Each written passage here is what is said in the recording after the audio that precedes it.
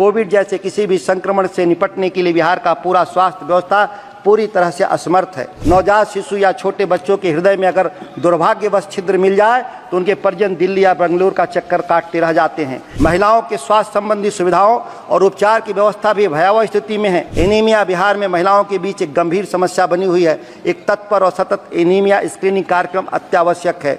माननीय सदस्य श्री सुधाकर सिंह जी।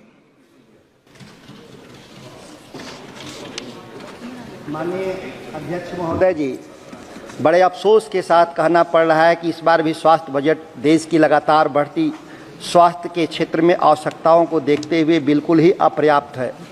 इससे भी अधिक दुर्भाग्यपूर्ण यह है कि अगर हम देश में स्वास्थ्य सुविधाओं की स्थिति पर ध्यान दें तो पिछले कुछ सालों के स्वास्थ्य बजट से साफ दिखता है कि स्वास्थ्य बजट बढ़ाना सरकार की प्राथमिकता में शामिल नहीं है। हम यह सब देखा है कि कोविड के समय पूरा देश किस प्रकार असहाय हो गया था। पूरे स्वास्थ्य संरचना ने कोविड की भयावहता के सामने मानो आत्मसमर्पण ही कर दिया है और नतीजतन सबसे ज़्यादा भारत में ही कोविड से लोगों ने अपने प्राण गंवाए। अफसोसजनक है कि भयंकर कोविड भी हमें जगा नहीं पाया। हम ऐसे बजट से मानो आईसीयू में पड़े एक कैंसर के मरीज का इलाज पैरासीटामोल से करने की कोशिश कर रहे हैं। अगर विश्व की सबसे बड़ी जनसंख्या वाले देश में, जिसकी आधी से अधिक आबादी गरीबी रेखा के नीचे रहती है, में उत्कृष्ट और तकनीकी रूप से आधुनिक उन्नत स्वास्थ्य सुविधाएं नहीं होंगी तो हम कभी भी अपनी डेमोग्राफिक डिविडेंड का लाभ नहीं उठा पाएंगे और लगातार वैश्विक स्तर पर पिछड़ते चले जाएंगे।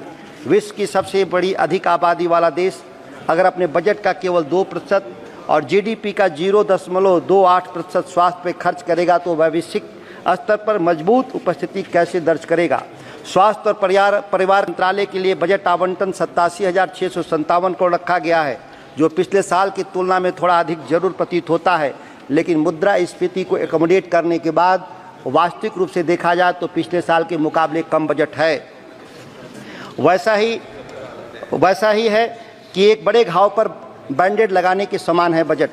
इन्फ्लेशन को एडजस्ट करके देखें तो महत्वपूर्ण स्वास्थ्य कार्यक्रमों जैसे कि राष्ट्रीय स्वास्थ्य मिशन और आयुष्मान भारत के वास्तविक आवंटन में गिरावट आई है और वर्तमान आवंटन में ऐसा लगता है कि हम एक ऐसे स्वास्थ्य प्रणाली के साथ संतुष्ट है जो मुश्किल से ही बस रेंग रहा है। बिहार से सांसद होने के नाते मैं सदन का ध्यान बिहार के स्वास्थ्य ढांचे के दयनीय स्थिति और केंद्रीय बजट में बिहार निरंतर अनदेखी की ओर भी लाना चाहूँगा। बिहार देश की सबसे गरीब और घनी आबादी वाला प्रमुख राज्य है। केंद्रीय स्वास्थ्य मंत्री जी जेपी नड्डा जी का बिहार से लंबा और पुराना नाता रहा। इसे देखते हुए मुझे इस बात का विशेषकर आशा थी कि बिहार के स्वास्थ्य व्यवस्था को सुधारने और इसके लिए केंद्र से बिहार को मिलने वाले अनुदान पर विशेष ध्यान दिया जाएगा, पर इस बार भी बिहार को निराशा ही हाथ लगा। बिहार जैसे घनी और गरीब आबादी वाले राज्य में केवल एक एम्स का होना असंवेदनशील अनदेखी ही की कहानी ही कहता है।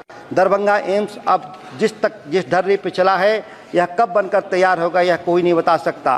बिहार को पटना और दरभंगा एम्स के अलावा कम से कम 3 और एम्स की ज़रूरत है, अन्यथा बिहार के लोग दिल्ली एम्स के चक्कर काटने को शापित रहेंगे।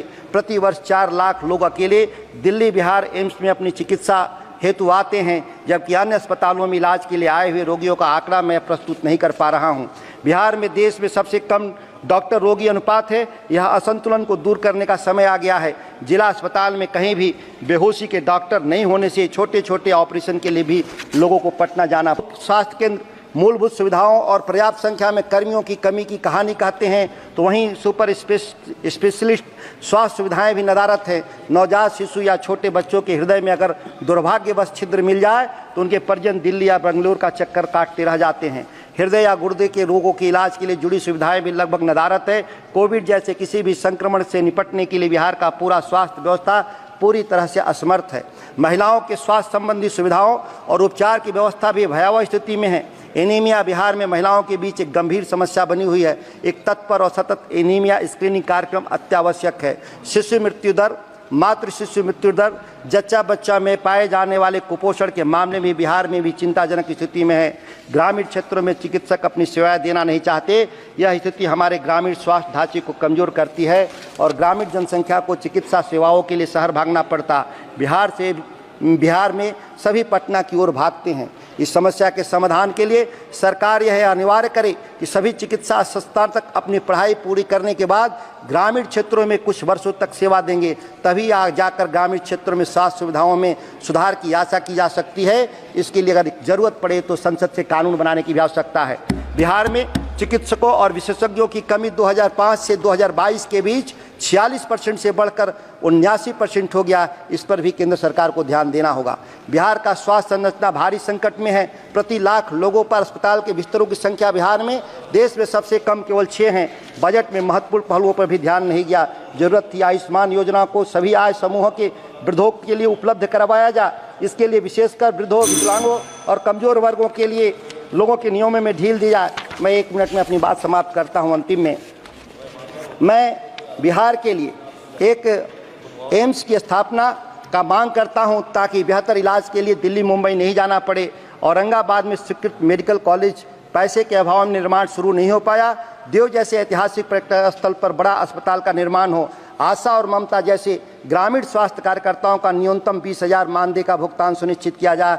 यह देश की सरकार से मैं मांग करता हूं। मैं अपनी बात समाप्त करूं। धन्यवाद।